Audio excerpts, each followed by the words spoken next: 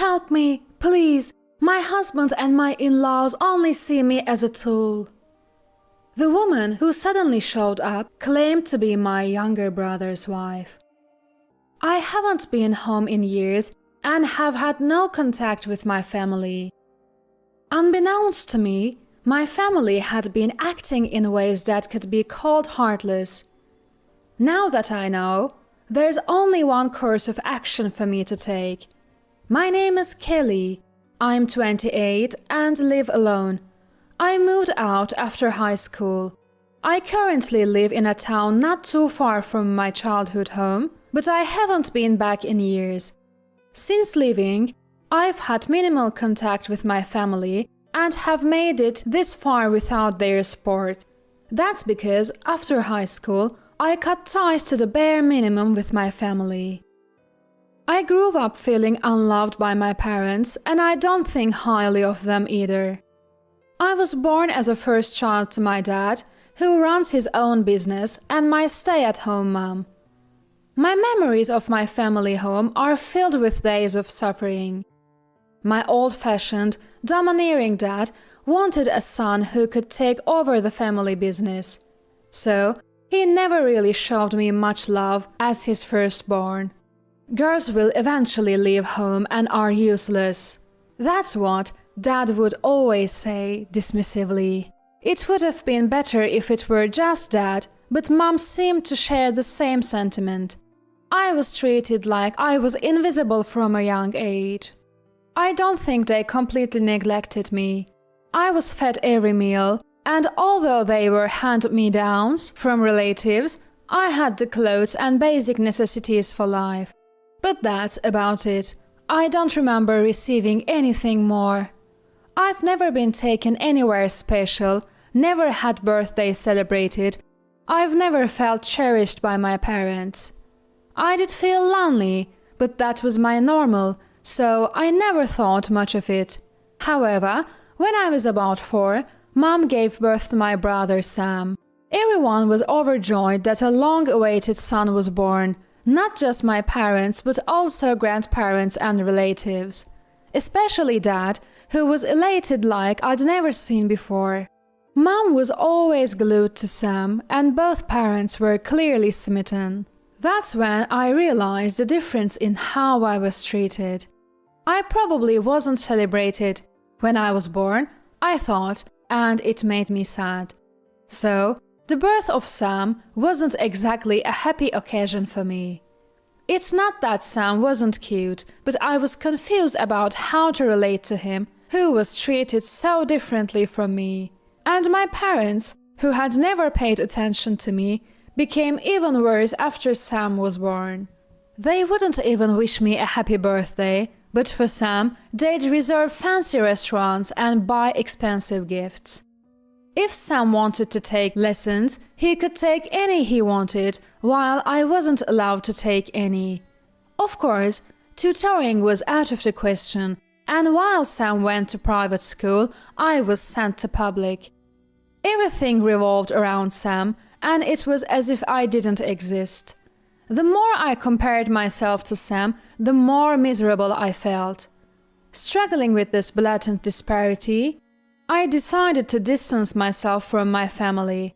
After graduating high school, I planned to go to a college far away and move out. But when I expressed my desire to go to college, my parents quickly shut it down.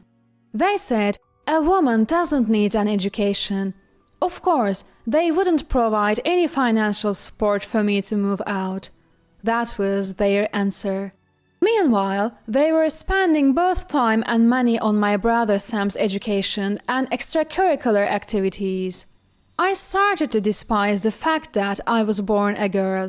In the end, my parents wouldn't listen to me at all, so I gave up and moved out as soon as I graduated from high school. I spent a year saving up money for college entrance exams and eventually got a scholarship to attend college. Of course, my parents didn't send me any money, so I worked part-time to support myself. Balancing part-time work and studies was really tough, but I managed to graduate and get a job. Since leaving home, I've had almost no contact with my parents. They never reached out, and I didn't either. I did inform them when I got a job, but all I got was a, "Oh, okay," without even a congratulations. I always knew my parents didn't love me, but it still saddens me to think about it even now as an adult. However, they did raise me until I graduated from high school, and for that I was grateful. So I would send simple celebratory messages on their birthdays or Christmas. But without regular contact or visits home, my relationship with my family became increasingly distant. Living this way, I realized 3 years had already passed since I started working. Nowadays, I barely even think about my family. Then, one Saturday morning, while I was sleeping in because it was my day off, my doorbell rang. Groggily, I opened the door to find a frail-looking woman I didn't recognize. She was wearing faded, hole-ridden clothes, and her hair was a mess. Her skin was rough, and she had dark circles under her eyes. Excuse me, but who are you?" She looked considerably aged, but also young upon closer inspection. I cautiously engaged with this unexpected visitor. I felt a tense atmosphere coming from her, almost frightening. I'm your brother's wife. I'm sorry to barge in like this, but please help me." The woman standing at my doorstep pleaded in a frightened tone. "Sam's wife? What is she talking about?" My brother is single. Are you sure you have the right house?" I regretted opening the door, thinking a strange person had come to my home. Even though I was half asleep, I realized I had been careless. "Yes, I do have a brother, but he's not married." I thought she had the wrong person and was about to close the door. "Wait, please. You're Sam's sister, right? I really am married to Sam. You weren't invited to the wedding, so this is our first meeting." Sam, that's indeed my brother's name. Hearing that name, I paused, my hand stopping mid-air as I was about to close the door. "You're really married to Sam?" She said I wasn't invited to the wedding, but was Sam really married without even telling me? It wouldn't surprise me if my parents and Sam were capable of such behavior. I decided to listen more closely to what this woman, who claimed to be Sam's wife, had to say. "They told me I don't need to be involved in family matters, so there was no need to invite you," she said, struggling to get the words out. Her name seemed to be Michelle. She then went on to prove her identity by talking about my family and her marriage to Sam. I became convinced she wasn't lying. What she described about my parents and Sam matched my own memories. "What did you mean when you said you needed help? Come in, and let's talk." Since she had come empty-handed, I judged that Michelle wasn't a threat and invited her into my home. She began to explain why she had come to see me. "I'm sorry to barge in on you like this, especially since we've never met. But I thought you'd be the only one who'd understand the craziness of that household. I found your address from a letter you sent and came here." Michelle spoke slowly. Her married life back home must have been extremely difficult. She had come to my house without even her valuables. "I'm treated like a tool in that house. I'm forced to work non-stop without pay at your dad's company. They say it's natural for a woman to work for a man. Of course, women work for men. That was a line I'd often heard from my dad. Michelle was originally an employee at my dad's company, where she met Sam and got married. She continued to work there after marriage, but stopped receiving a salary and started getting harassed by my mom. Sam wasn't helping her at all, and she had reached her breaking point. Hearing this, I was shocked but not skeptical. Sadly, it seemed like something my family would do. In that house, a woman's status is incredibly low. I thought that's why you weren't invited to the wedding and why you never come home. She had tried to escape from the house several times, but was always brought back. So she took a chance and came to me for help. I don't have a phone or any valuables. They took them all, so I left the house early in the morning and walked here. My parents and Sam had gone on a trip, leaving Michelle behind. They took her valuables to prevent her from escaping. Yet, she had walked what must have been 3 hours to seek my help. So, that's why you're here, looking so worn out. I'm sorry you had to go through this because of my family, I said. Tears welled up in Michelle's eyes as she finished her story. I felt her pain deeply. I understand your situation. For now, you should go back home. I know it's hard, but you'll have to endure it for a bit longer. It was a tough decision, but I sent Michelle back to her family home. However, I made one promise with her. That was to meticulously gather evidence of her current situation. If what she was saying was true, I couldn't just let it go, even if they were family. I also saw a reflection of my younger self in Michelle. I thought that saving her would be like saving myself. I gave Michelle some instructions and sent her back to her family home. Hang in there, okay? I promise I'll help you, I assured her. Michelle nodded firmly at my words. We shook hands tightly and went back to our respective homes. A few weeks later, Michelle showed up at my house again early in the morning. She had gathered as much evidence as she could since our last meeting. I used that evidence to contact OSHA, and an investigation into my dad's company was promptly initiated. On the same day, I returned to my family home with a lawyer and Michelle. Just seeing the exterior of the house brought back unpleasant memories. Honestly, it made me feel sick. But as we entered, there were my parents and Sam, looking pale and confused. Long time no see. Seems like something serious is going on. What happened? The three of them were visibly shocked as I walked in. It must have been confusing for them to see me return after so many years, especially with Sam's wife.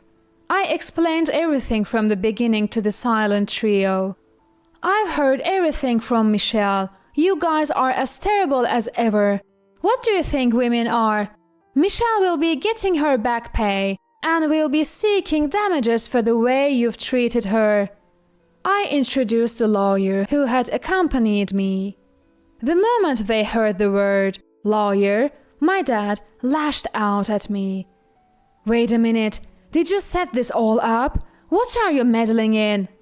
My dad yelled at me, and behind him both my mom and Sam glared. Isn't it strange to make someone work without pay? What you are doing is domestic abuse, making her work and then dumping all the household chores on her. Are you guys okay in the head? For the first time in my life, I stood up to my parents. It felt like everything I had been holding back was finally pouring out. Women should work quietly. It's only natural. Can't you understand something so simple? Don't interfere in our family matters. You left this home. So, to my dad, I was neither a daughter nor family, but a stranger. I had my own feelings about my family, but that single sentence erased them all. People who are terrible stay terrible. I'm relieved you haven't changed. Now I can fight you without any reservations. When they found out I was the one who contacted OSHA, this time Sam lost it. My parents remained silent. probably never expecting their daughter who had left home to do something like this. Nor did they expect Michelle, who had thought they had under control, to take such actions.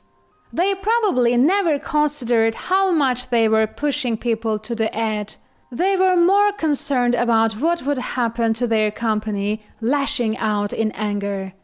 It made me realize once again that these people only think about themselves. "What the hell are you betraying us for? You got to marry me, a privileged man. What more do you want?" Sam, who had been yelling at me, now turned his anger toward Michelle. We had come to demand compensation for the harassment Michelle had endured, the unpaid labor, and the mistreatment from these people. "I can't take this life anymore. I want a divorce, and since you've made it impossible for me to escape on my own, I turned to Kelly for help." Michelle firmly told Sam about her intention to divorce him. We didn't come back to the family home to argue. We came to demand compensation for the harassment and unpaid labor Michelle had endured from this family. When the lawyer handed over his business card, even the furious Sam seemed to regain some composure. Like my parents, who were at a loss for words, Sam's face turned pale. The lawyer calmly discussed the next steps, ignoring their reactions. He informed them that we would be seeking damages based on the evidence Michelle had gathered and would take the matter to court if the compensation wasn't paid. Suddenly, Sam, who had been yelling just moments ago, began to apologize. "Wait a minute. Court? Is that really necessary? I didn't mean for things to get this far. I'm sorry." My parents awkwardly apologized behind him, but it was too late for apologies. "We're not here to listen to apologies. Saying sorry now won't heal my wounds. You have two options: divorce me and pay the compensation, or we go to court. Choose whether you want to pay now or after losing in court." Michelle stated this clearly. Ignoring the dejected trio, we left the family home. As for my parents, they remained silent throughout, and I have no idea what they felt toward me. But it doesn't matter to me anymore. They were quite humble, possibly fearing they might be sued for damages, but I have no intention of showing them any kindness. I've told Michelle not to hold back either. Later, the lawyer spoke on our behalf to Sam and my parents, and eventually they agreed to pay Michelle the compensation, splitting it between my brother and parents. Of course, my brother and Michelle divorced, and she was finally paid her overdue wages from my dad's company. Our retribution ended there, but the real consequences for Sam and the others were far worse. Apparently, the news about the divorce and the OSHA investigation spread like wildfire, becoming known to almost everyone involved. In a tight-knit community like San Diego, it didn't take long for rumors to spread. The fact that they had been treating Michelle like a slave didn't sit well with most companies, and they were largely shunned. My dad's company wasn't that big to begin with, and with halted transactions, bankruptcy seemed inevitable. They tried to recover by taking out loans, but no one was willing to help them anymore. They eventually went bankrupt, leaving my dad with a mountain of debt. They had no choice but to sell the family home and move to an unknown location. Sam started living a part-time life, and despite his youth, he had really hit rock bottom. To repay the debt they couldn't cover even after selling the house, the three of them had no choice but to work together, a group of terrible people united in their misery. Sam, who had been arrogantly assuming he would inherit my dad's business, was now working under a younger part-time leader. My dad was finding it hard to get work, hindered by his age and pride. My mom, who had lived a life of leisure as a housewife, had become a financial burden and a source of stress for both Dad and Sam. I couldn't help but laugh at this turn of events. I have no intention of helping them, as there is no emotional bond between us.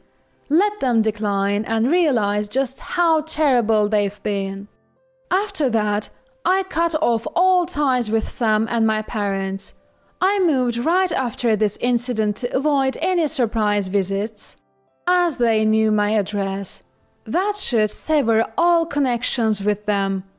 Michelle also moved to a new place and started a new life. She looks healthier and happier than when we first met. She said that being able to live for herself now is the greatest happiness.